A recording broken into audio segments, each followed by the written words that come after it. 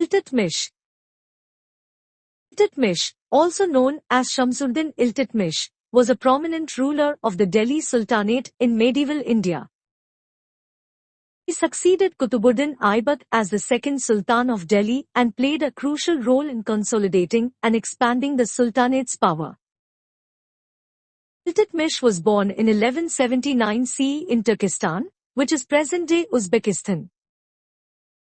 He was sold as a slave and brought to the court of Qutub-ud-din Aybak. Recognizing Iltutmish's abilities, Aybak appointed him as an officer and later married him to his daughter. After Aybak's death in 1210 CE, Iltutmish faced opposition from Aybak's ambitious son, Aram Shah, who sought to claim the throne. However, Iltutmish managed to defeat Aram Shah and consolidated his power as the Sultan of Delhi.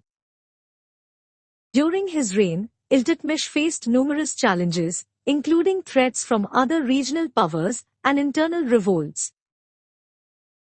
He skillfully navigated these challenges and expanded the Delhi Sultanate's territories. Iltutmish successfully defended the Sultanate against the Mongol invasions led by Genghis Khan's grandson, Chengiz Khan.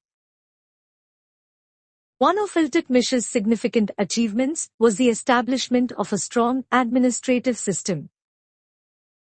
He introduced several reforms, including the division of his dominions into provinces called iqta'adars and the appointment of trusted officers known as iqta'adars to administer these regions.